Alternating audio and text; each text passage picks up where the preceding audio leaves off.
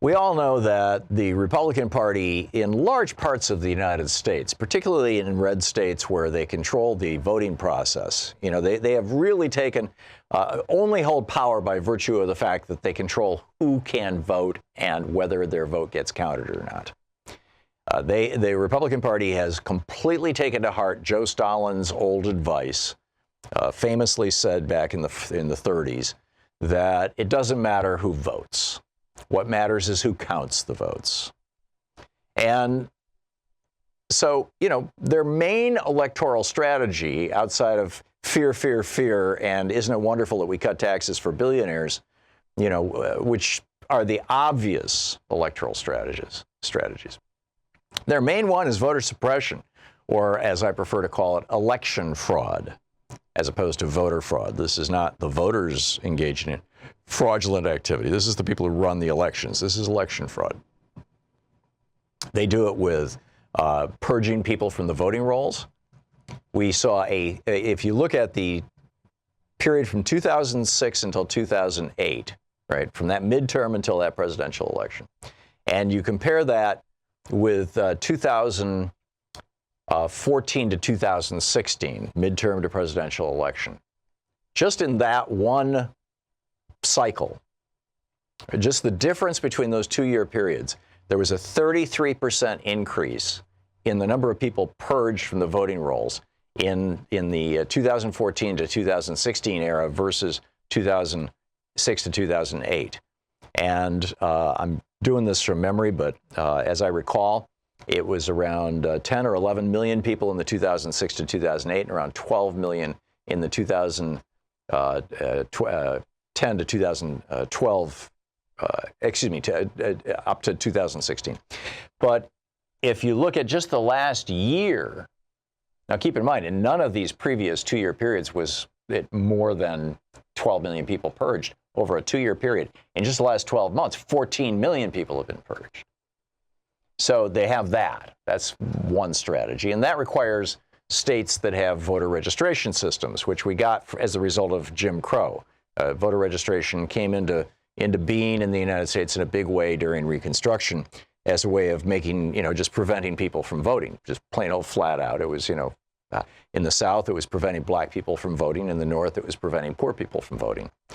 And and we have one state, North Dakota, that doesn't require voter registration. So voter registration is itself historically part of a voter suppression effort, number one. And then number two, you've got virtually every Republican-controlled state in the union now has adopted these ALEC, model legislation or variations on them of voter suppression tools with using voter ID. So the people who don't drive can't vote. So the people who are poor can't vote. So people who are old enough that they no longer drive can't vote. So people who are students living on campus but don't drive can't vote.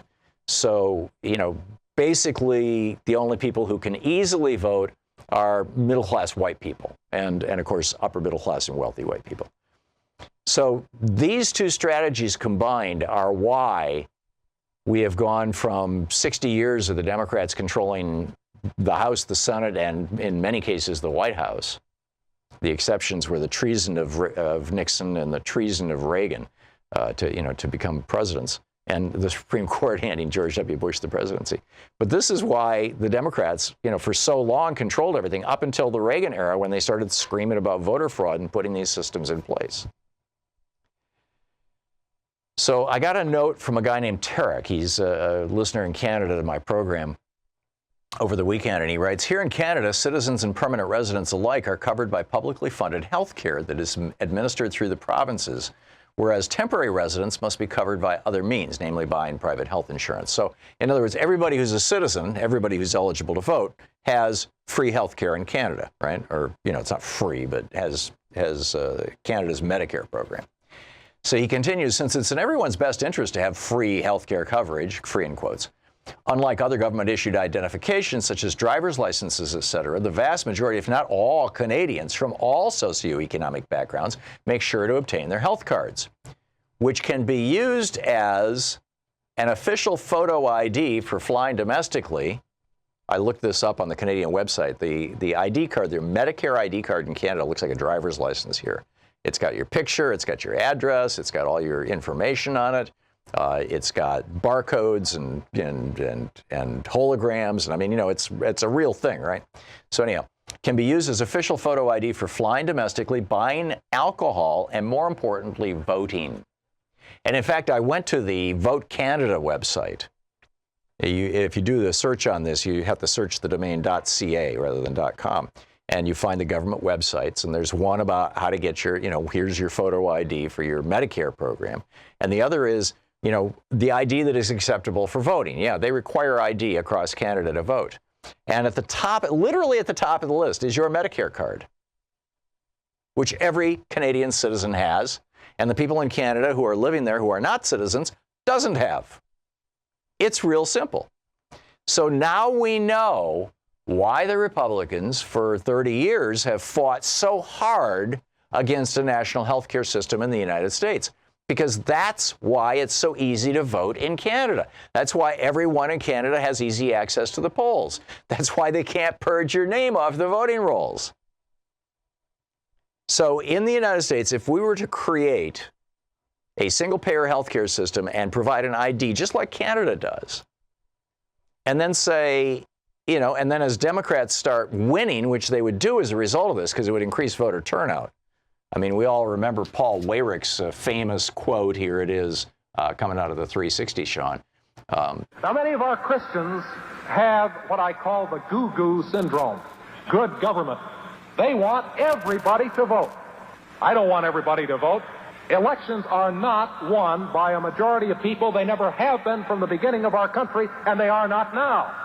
As a matter of fact, our leverage in the elections, quite candidly, goes up as the voting populace goes down. So this has been that was 1980, right, when he was working on the Reagan campaign, and he's the co-founder of the Moral Majority, he's the co-founder of the Heritage Foundation, and he's the co-founder of ALEC, this guy that you just heard.